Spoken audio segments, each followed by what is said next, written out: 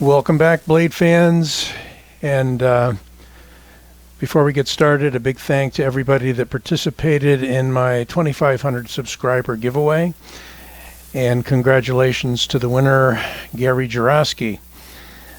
Having said that, it's time to move on to some new reviews for newly acquired knives.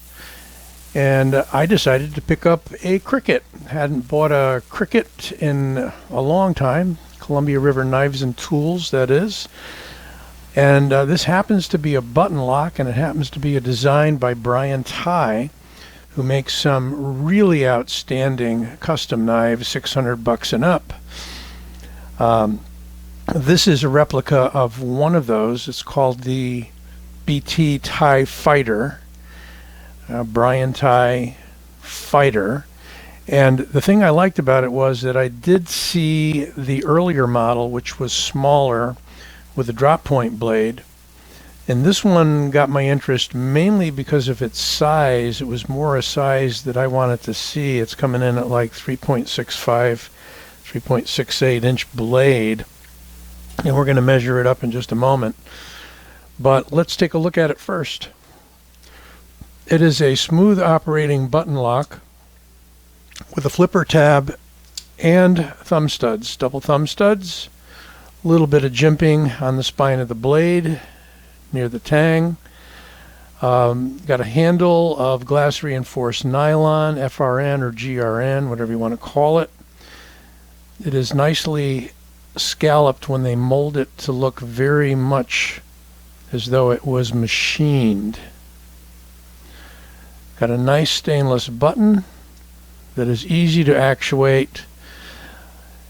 And on the blade we have heavily branded on the left side the Cricut logo. And on the right, a BT Fighter Tighe design. And this is a AUS 8 steel, so nothing real elaborate, exotic, or fancy. But since you can pick this up for around the $50 mark, it's a hell of a budget button lock. And I'll put the link in the description. This one came from Knife Center, and I believe they got some more. So I will use the Knife Center link, although I think you can probably find them in other places, possibly Amazon, possibly White Mountain, but not entirely sure. I will say the handle really locks into these first two fingers, and at least for my hand, a medium large does not restrict me at all. I find it becomes part of the hand. If you want, you can put the thumb way out on the blade or pull it back onto the jimping. It's fairly flat along the spine, even though it's got that swedge. And a stonewash finish, Tonto, long Tonto blade.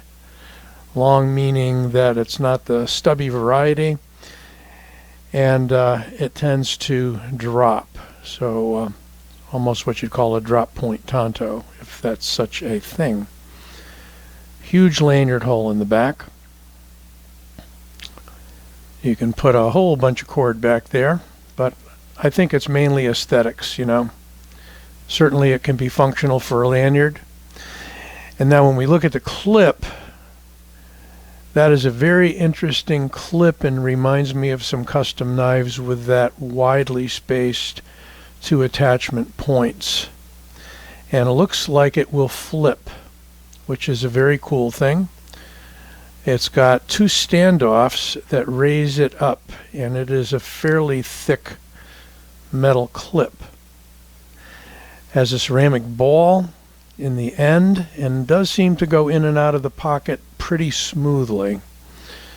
Haven't tried switching it to the left side, but I carry right-handed, so there you go. You can open it by depressing the plunge lock. Close it the same way, obviously. Roll it open. It's just a really ergonomically comfortable knife and fairly light. So I won't put it down just yet. I'm going to bring out the tape measure. So we're getting almost 9 inches. That's crazy. A little over 8 3/4 inches overall. And I'm getting a blade length of, I'm going to call it the 3.668 that they mention in the specifications. I think that's certainly close. I have to look for the calipers. 1 second. Things are moved around, so here we go. Let's take a look at blade stock.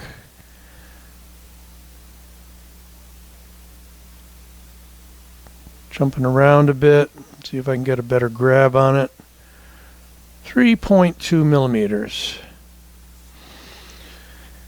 And in inches, that's not inches. Let's try this again. That's inches. In inches, 0.53 inches. Not too bad. There's plenty to hold on to, but it's not overly thick. Finally, being curious about the weight, let's see what we've got.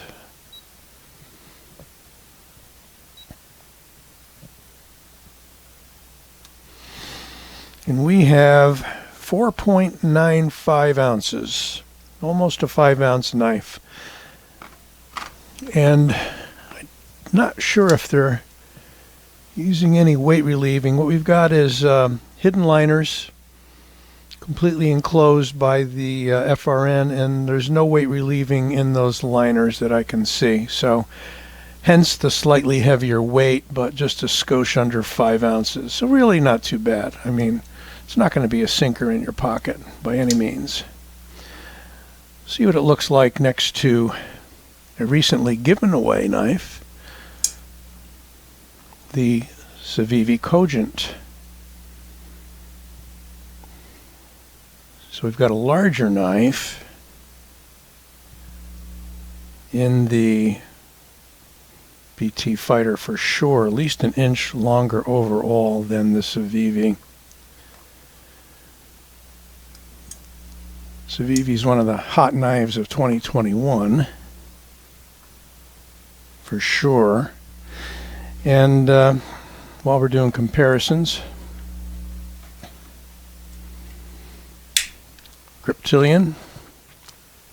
Funny thing about this BT Fighter is it's turning out to be a much larger, longer knife than I had really thought when I ordered it. I knew it'd be a little bigger than the original, but it's significantly larger than the Griptilian. So we're going to call it a large knife, even though we don't have a blade quite at 3 3/4. We've got plenty of handle. What do we have for a ratio here? So yeah, we've got, you know, a little more handle than blade. I don't know that I would have wanted them stuffing more blade in there. What happens is as it gets closer and closer to the end, unless you got a turn up handle like that, you do expose the point to your finger. In this case, no such thing, no worries whatsoever. But you know, for a budget knife, and I'm going to check the price real quick out at Knife Center. Let's see if we can pull it up.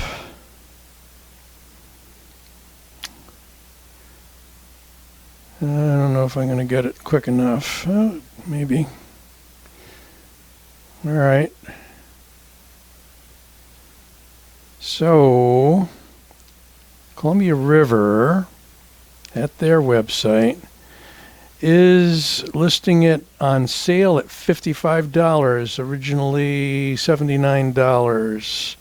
So, hard to tell, they got a mark through it, but about $55 right now, folks.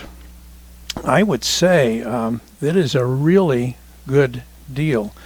You may not be real thrilled about the steel, as it is, and I said AUS 8, so This will be corrected in the text and in all of the other info that I post along with this. It is 8CR13 MOV, not OS 8. My bad. So, and I do list the official length of the blade as 3.64, 92.46 millimeters. Okay, so I was off on the steel. We're still going to call that a moderate steel. Cold Steel uses it. Spyderco uses it, I believe. Not sure if Kershaw's used it, but it's a common budget steel. It's comes through with a pretty good, smooth but aggressive edge. I like the edge on this. Flat ground, as I said, stone washed. But the 8CR13 stuff I've had in the past is pretty easy to sharpen. Seems to hold an edge reasonably well. So, you know, we're not going to complain for the price, right?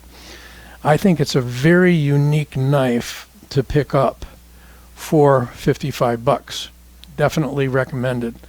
And the Ergos are really, really good. I think they were extremely faithful to the Tighe design. And there you go. Those are my feelings on it.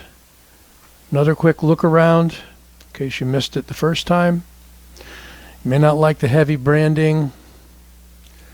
It is a lot of billboarding, but you know, there are ways to mod it off of there should you either want to do it yourself or have somebody else do it. Me, I never see it when it's in the pocket, and when I take it out, I'm more concerned about what I'm cutting.